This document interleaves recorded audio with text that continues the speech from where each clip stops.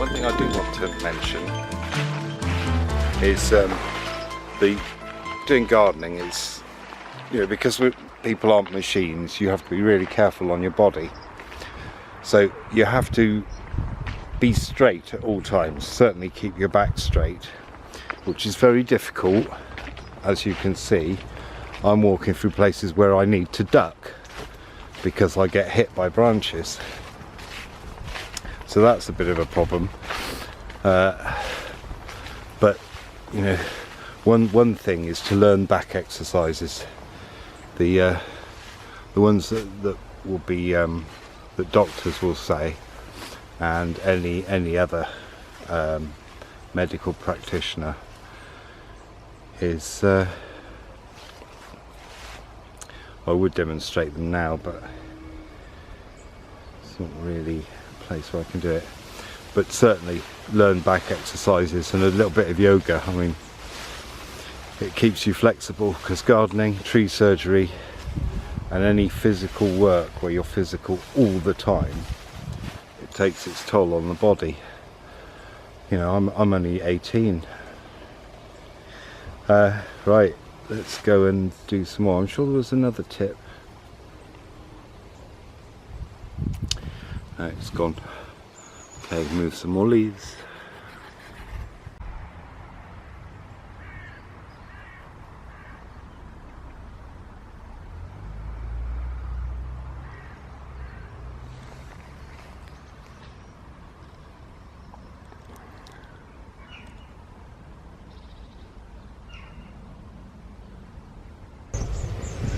Some people say, why don't I get a leaf blower?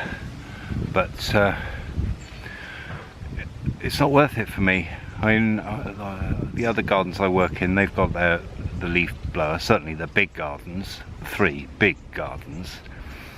And these small ones, well, it's not worth it. It's not worth it, me getting a leaf blower and then having it either sat in the van, because I don't have a garden or a shed, sat in the van, or sat in my house, and I've got a tiny house. I mean, tiny.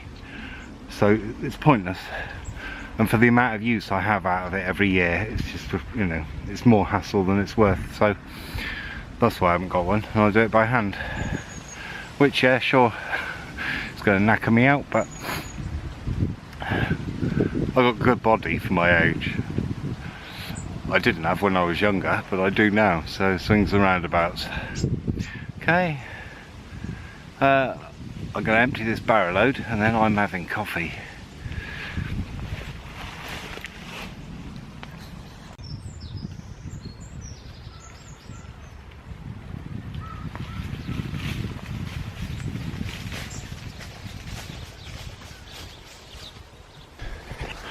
One important tip that I want to tell you, I'm going to put the viewfinder down because then I look into there.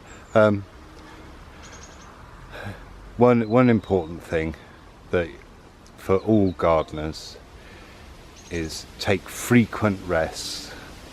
See, I have this problem. Whatever I do, I just do it to get it done. I know it's not a Zen way or a a Buddhist way. If it's got to be done, might as well enjoy it. Well, okay, but I might go and enjoy it, but I'm not going to spend 3 days doing something that takes me 10 minutes. So for example, if I'm going shopping, it takes me quarter of an hour to drive in, quarter of an hour to drive back, quarter of an hour to shop, so I can do it in less than an hour. Yeah, so frequent breaks. What I tend to do is I work, because I work quite hard and quite fast anyway. That's just what I do. I can't work slow because I feel like I'm not doing anything, and my natural way is quite quick. So what I learned through my own mistakes was that sometimes because I'd want to get a job done. For example, where I've just cleared the leaves, now I would want to get that done before I had a break, but if it came to a point where I needed to stop and eat, but yet there was like 2 or 3 barrow loads to go, I might actually go over that and then I'd end up later or tomorrow, I'd end up paying by just feeling a bit ill or extra wiped out. So you have to know your own way of working. So I drive past a lot of people, gardeners and tree surgeons, who look a little bit guilty because they're stood about. But as a gardener, I know why they're stood about.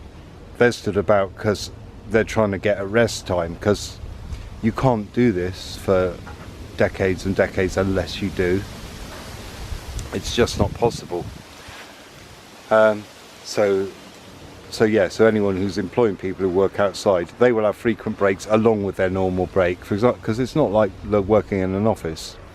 You're not sat at a desk, you're actually moving about. For example, I'm going from here to taking I'm going to the two extreme ends of the property I'm working on.